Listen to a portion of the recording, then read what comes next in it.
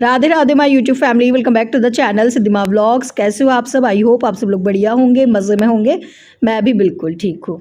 आज का ये व्लॉग स्टार्ट हो रहा है सैटरडे मॉर्निंग से। अभी टाइम हो रहा है सुबह के करीबन 7:30 और मैं कर रही हूँ यहाँ पे श्राद्ध के प्रसाद की तैयारी।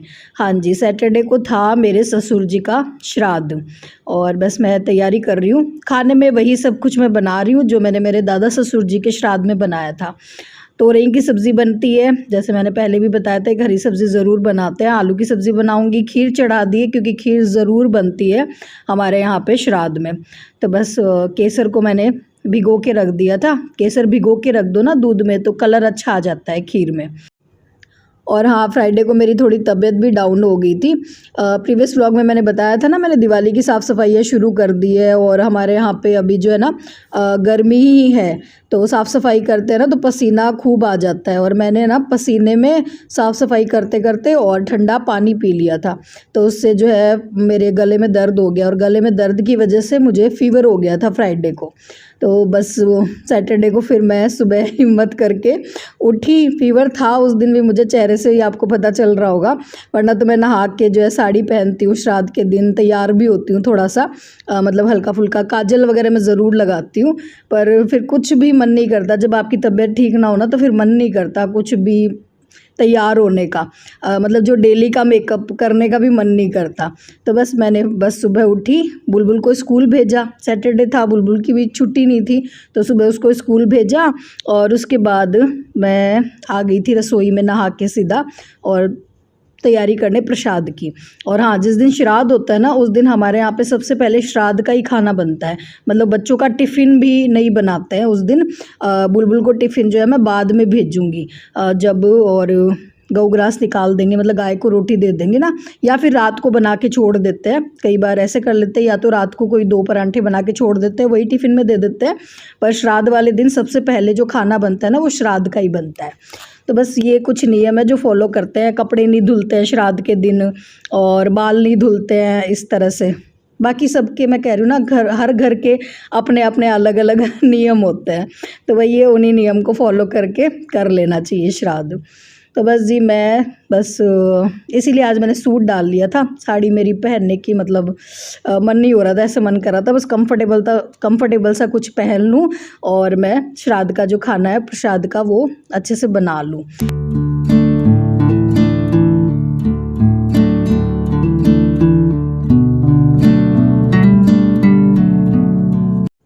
और हाँ, श्राद्ध के दिन जो गऊ ग्रास देना होता है ना, मतलब जो गाय को रोटी देनी होती है, जो पत्तल हम लगाते हैं वो थोड़ा जल्दी ही निकालनी होती है।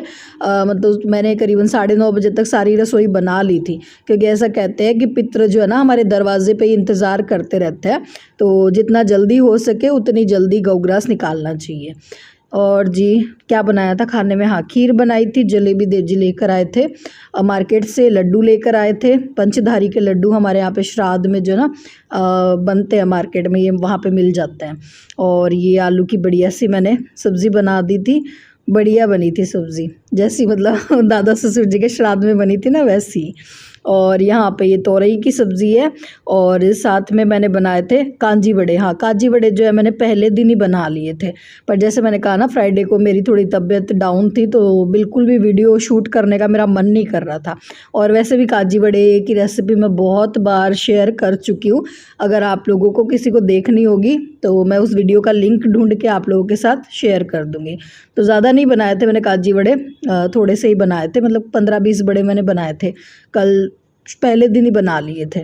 और उसके बाद जी देव जी ने दे दिया था गौ ग्रास और यहाँ पे मैं करने लगी थी अपने लड्डू गोपाल जी की सेवा पूजा। आज मेरे को मौका मिल गया क्योंकि आज देव जी थोड़ा सा सुबह बिजी थे, वो पूजा करने में लेट हो गए थे, उनके पास कोई कस्टमर आ गए थे तो उनको बीच में ही वो देखना पड़ा। तो फिर मैंने और खाना बनाने के बाद अपने लड्डू गोपाल जी की सेवा पूजा कर दी और उसके बाद उनकी थाली लगा दी थी मैंने। और हाँ जी, श्राद्ध के दिन जो है ना, जैसे जो पंडित जी आते हैं ना उनको और खाना खिलाते हैं और उसके बाद जो है उनको देते हैं कपड़े। और किसी ने पूछा था कि हाँ आपको शोरूम भी दिखाना है, स्कूटी वाला शोरूम भी दिखाना कभी ब्लॉग में। तो एड्रेस तो मैंने दे दिया है, अगर कोई मेरे गांव से मुझे देख रहा है तो वो तो वैसे आ जाना देखने के लिए।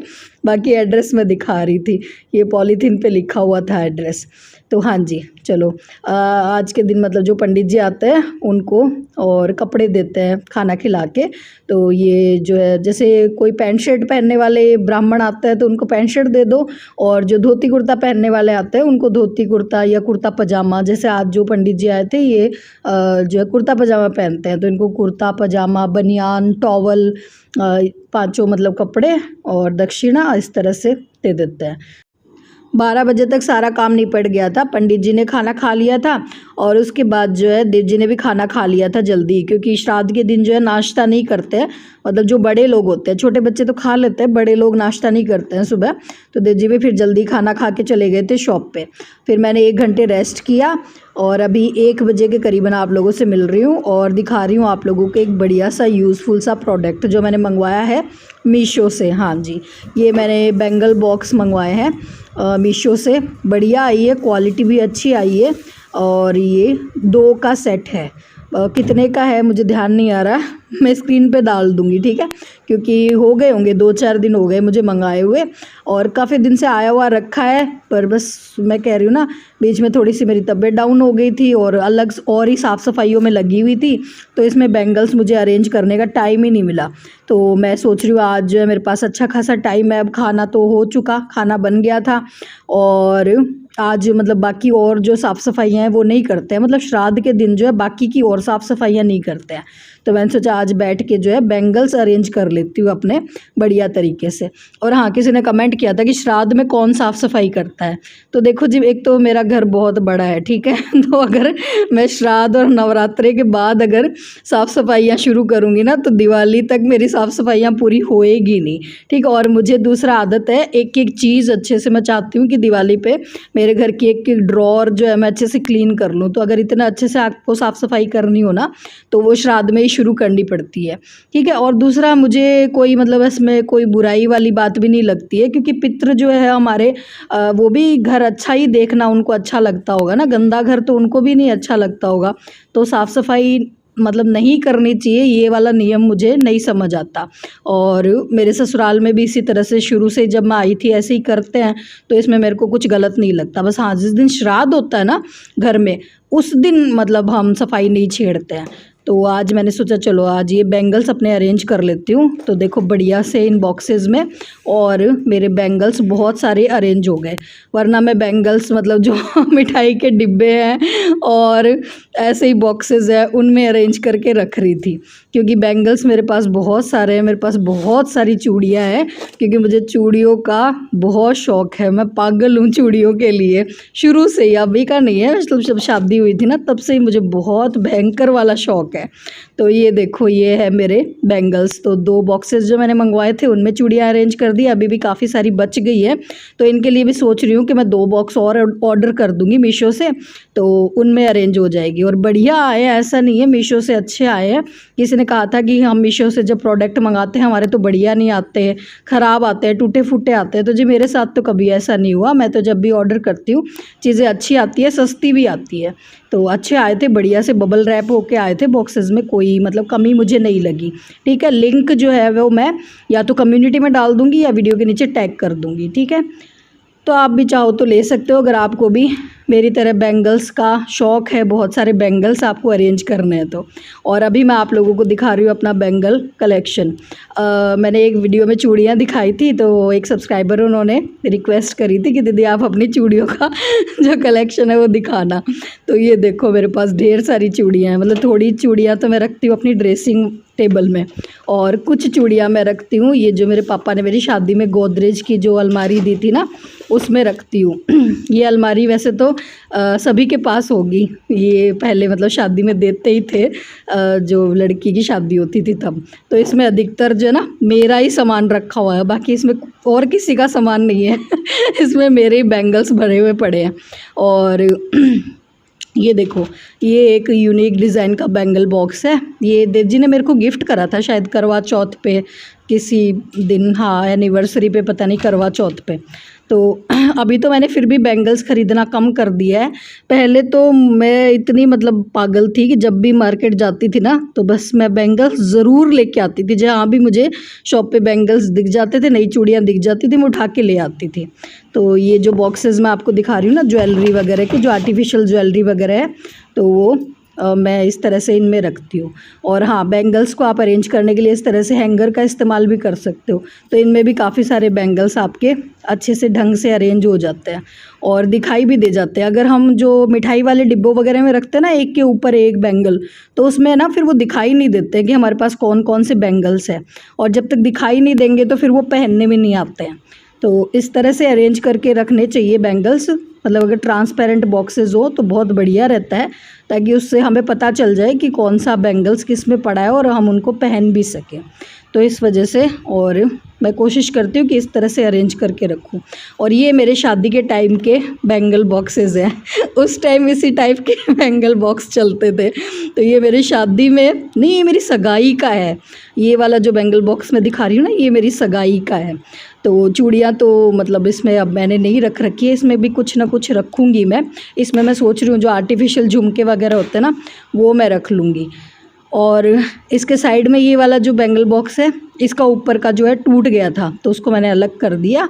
पर इसमें भी मैंने बैंगल्स अरेंज कर रखी है। ये सब मेरी शादी के टाइम की है, जो भी चूड़ियाँ है, तो दिखा दी मैंने। तो आप लोग भी सोचोगे कि इतनी सारी बैंगल्स। हाँ, तो अभी तो मैंने बहुत मतलब कम कर दी है चूड़ियाँ ख़रीदना। पहले मैं बहुत ख़रीदती थी चूड़ियाँ। खैर जी, इधर मैं आप लोगों को दिखा रही हूँ एक प्यारा सा सस्ता सा सूट जो मैंने मंगवाया है मीशो से ही। और जब मैं मीशो पे वो बैंगल बॉक्स देख रही थी ना, तभी ये सूट मेरे सामने आया था। अच्छा लग रहा था, मुझे लगा कि नवरात्रि आ रहे हैं, ले लेते हैं। ज़्यादा महंगा भी नहीं था, 550 रुपये का ये सूट है। देखने में तो अच्छा लग रहा है, फैब्रिक भी ठीक लग रहा है। बाकी वॉश करने के बाद मतलब कैसा रहेगा कोई आइडिया नहीं है। अगर आप लोगों ने किसी ने लिया हो ये सूट, तो आप लोग मेरे साथ रिव्यू शेयर करना, ठीक है। आप लोग बताना कि वॉश करने के बाद ख़राब तो नहीं होगा क्या। बाकी डिज़ाइन वगैरह सुंदर थी। देव जी तो कह रहे थे ख़राब नहीं होगा वॉश करने के बाद, क्योंकि उनको कपड़े की प्रिंट की ज़्यादा नॉलेज है। तो वो तो कह रहे थे 550 रुपये में बढ़िया है, क्वालिटी अच्छी है। खैर जी, इधर एक और प्रोडक्ट मैं दिखा रही हूँ, मीशो से ही मैंने मंगवाया है। आगे नवरात्रि आ रही है और कन्या पूजन करते हैं। हर साल मैं जो है कन्याओं को कुछ ना कुछ गिफ्ट देती हूँ। तो बहुत सालों से तो मैं ऑफ़लाइन ही ले लेती हूँ, मतलब ड्राइंग बॉक्स ले ली या टिफ़िन बॉक्स ले लिया, वाटर बॉटल ले ली, सब मतलब जितने भी गिफ्ट होते हैं ना मार्केट के, वो मैंने दे दिए बच्चों को। तो इस बार मैं सोच रही थी कुछ यूनिक सा बच्चों को और मैं गिफ्ट करूँ। तो ये मेरे को बुलबुल ने सजेस्ट करे। बच्चे वो ये ना देखते रहते हैं मोबाइल वगैरह में, शॉर्ट्स में आते रहते हैं। तो उसने ये शॉर्ट्स में देखा था कि मम्मी देखो आजकल इस तरह के और गिफ्ट जो है ना बड़े अच्छे लगते हैं, तो ये मंगवा दो। तो ये बेटी की फरमाइश पे मैंने मंगवाया है। 9 जो देवियाँ होती है ना, कन्याएं, उनको देने के लिए। ये बुलबुल की पसंद से मैंने मंगाया। मैंने कहा ठीक है, अच्छा लग रहा है। और सही में क्वालिटी बहुत बढ़िया आई है। मतलब 12 पीस का ये सेट आया है, 12 पाउचेज मिले हैं जिप लॉक वाले। डॉम्स के कलर है, की चेन है और ये पेंसिल है। पता नहीं बुलबुल कह रही थी कौन सी पेंसिल है, उसको ज़्यादा नॉलेज है, मतलब वो बता रही थी मेरे को। तो ये बुलबुल के कहने पे मैंने ऑर्डर किया था। सही में बहुत बढ़िया है। अगर आप लोगों को भी किसी को लेना हो ना नवरात्रि में कन्याओं को गिफ्ट देने के लिए, तो आप ले सकते हो। 550 रुपये में मतलब ये इतनी सारी चीज़ें आ गई, तो अच्छा आ गया मतलब इस रेट में। और कोई कमी नहीं है मतलब इस प्रोडक्ट में। और इतना बढ़िया सा रैप, बढ़िया सा मतलब बबल रैप होके आया था, कोई भी चीज़ टूटी फूटी नहीं थी। ठीक है, बढ़िया आया था ये चीज़ भी। तो ये भी मैंने मीशो से ली थी, ठीक है। नहीं, मीशो से ली थी या फ्लिपकार्ट से ली थी यार, ध्यान नहीं है, ठीक है। मैं बता दूंगी। नहीं, वो तो मैंने मीशो से ही लिया था। हाँ, ये वाला मैंने फ्लिपकार्ट से लिए थे। अभी जो आगे त्यौहार आ रहे हैं बहुत सारे, तो मैं उनकी शॉपिंग भी साथ साथ कर रही हूँ। करवा चौथ आ रहा है भाई, तो उसके लिए मैंने ये झुमके लिए हैं फ्लिपकार्ट से। और बहुत बढ़िया सुंदर से झुमके मुझे रिसीव हुए हैं और इतनी अच्छी क्वालिटी है। मुझे बिल्कुल भी उम्मीद नहीं थी कि इतने सुंदर झुमके मिल जाएंगे। 400 450 रुपये की रेंज में है और आजकल बहुत ज़्यादा ट्रेंड में है ये वाली झुमकियाँ। मतलब अगर बालों को खोल के बस ये झुमके पहन लो तो बहुत सुंदर मतलब लुक आता है साड़ी के साथ अगर पहने तो ये मैंने करवा चौथ के लिए है। और मैं जो भी चीज़ें लेती हूँ ना, वो आप लोगों के साथ ज़रूर शेयर करती हूँ। तो बस आज के ब्लॉग में तो अधिकतर शॉपिंग ही थी। आई होप आप लोगों को ये ब्लॉग पसंद आया होगा। लिंक मैं सबके डिस्क्रिप्शन में दे दूँगी।